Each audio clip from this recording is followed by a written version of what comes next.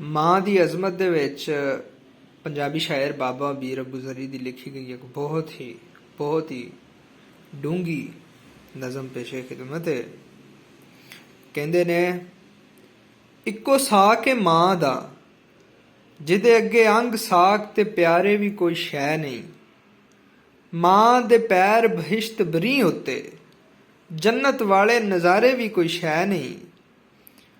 ਅਜ਼ਮਤ ਮਾਂ ਦੀ ਹੋਵੇ ਬਿਆਨ ਕਿਵੇਂ, ਲਫ਼ਜ਼ ਸਾਰੇ ਦੇ ਸਾਰੇ ਵੀ ਕੋਈ ਸ਼ੈ ਨਹੀਂ। ਵਾਰਨ ਵਾਸਤੇ ਮਾਂ ਦਾ ਸਿਰ ਸਦਕਾ, ਸੂਰਜ ਚੰਨ ਤੇ ਤਾਰੇ ਵੀ ਕੋਈ ਸ਼ੈ ਨਹੀਂ। ਮਾਂ ਦਾ ਦਿਲ ਕਾਬਾ, ਵਸੇ ਰੱਬ ਜਿੱਥੇ, ਉੱਥੇ ਸਵੀਸ ਨਵਾਣਾ ਸ਼ਿਰਕ ਨਹੀਂ ਗਾ। ਖਿਦਮਤ ਮਾਂ ਦੀ ਕਰਨ ਲਈ ਘਰ ਆਉਣਾ ਹੱਜ ਸਮਝ ਕੇ ਆਉਣਾ ਸ਼ਿਰਕ ਨਹੀਂ ਗਾ। ਘਰ ਆਉਣਾ ਹੱਜ ਸਮਝ ਕੇ ਆਉਣਾ ਸ਼ਿਰਕ ਨਹੀਂ ਗਾ। ਬਹੁਤ ਮਿਹਰਬਾਨੀ।